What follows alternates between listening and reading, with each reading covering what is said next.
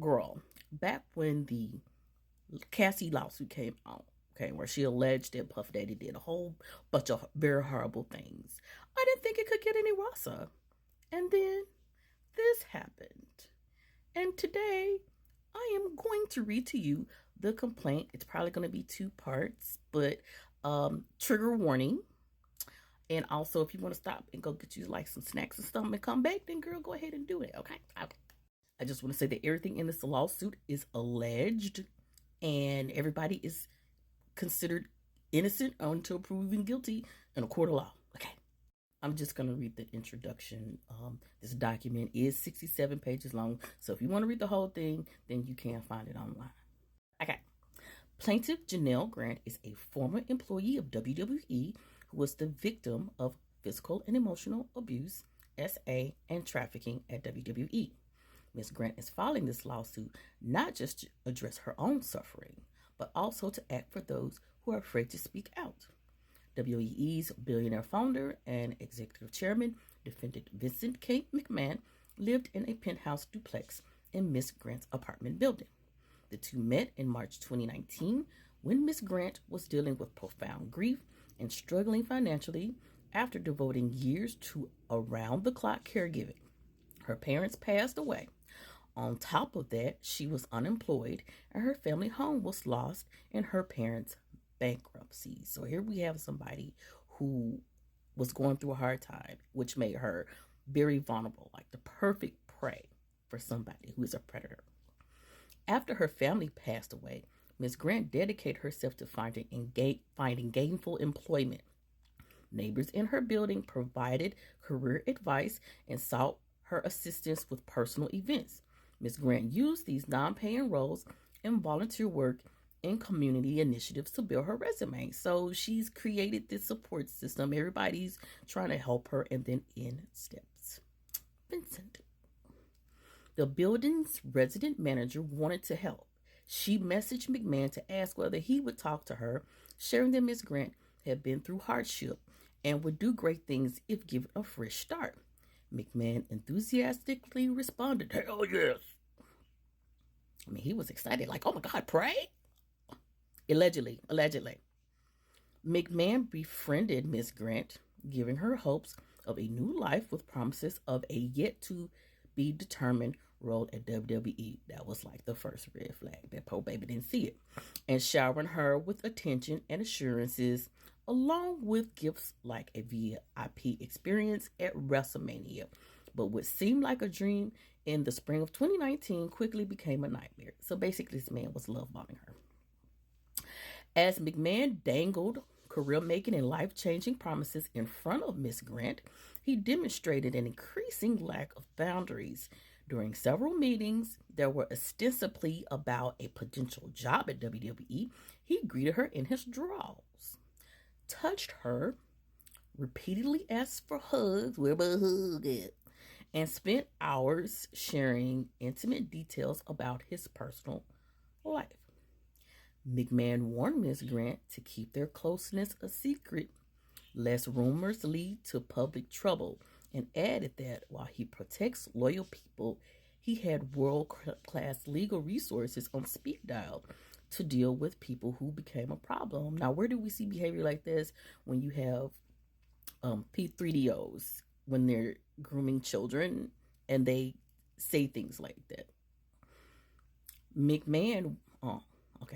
As such, when McMahon pushed Ms. Grant for a physical relationship in return for long-promised employment at WWE, she felt trapped in an impossible situation, submitting to McMahon's demands or facing ruin.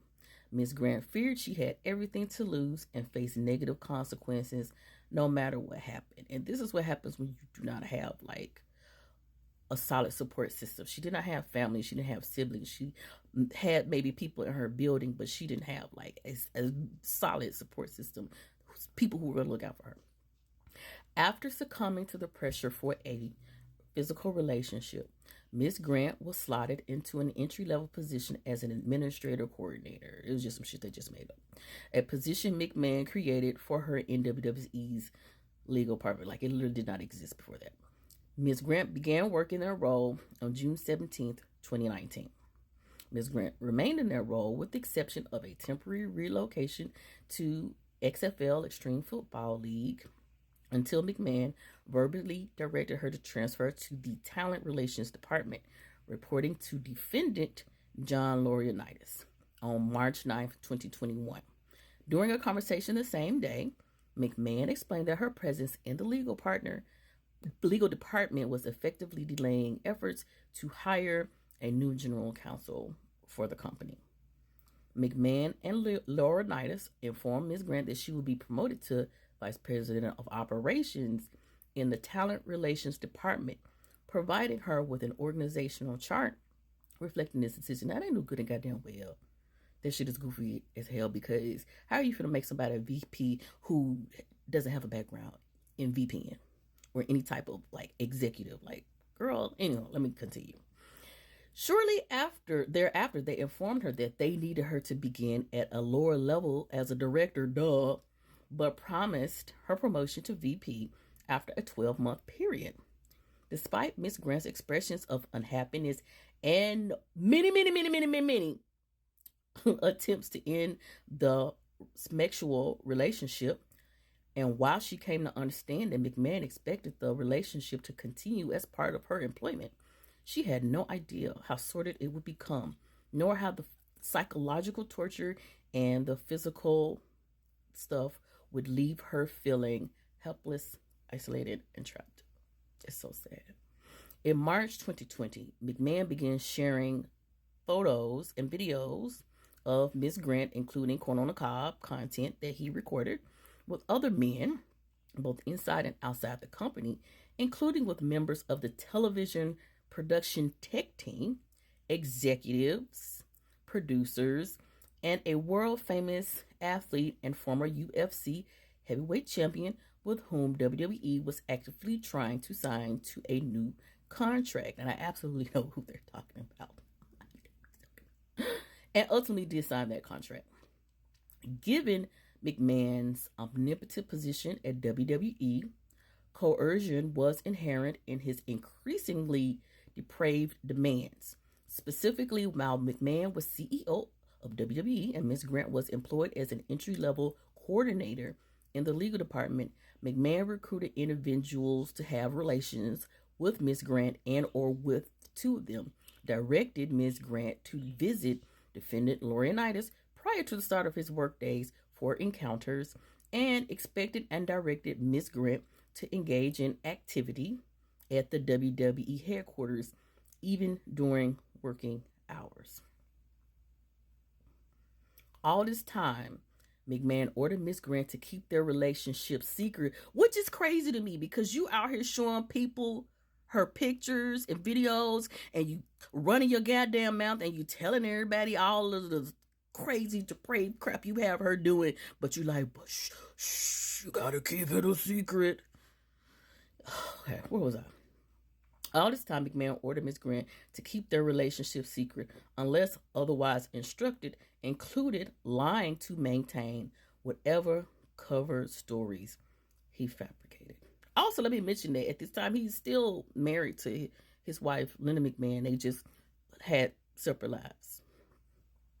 McMahon's assurances that Ms. Grant was safe and independent rang hollow in light of his efforts to isolate her from friends and attempts to chip away at her identity until it was replaced with his desired role for her as his female dog, his fantasy, and his corn on the cob star, while occasionally intermixing softer descriptors like girlfriend and BB and even love when convenient.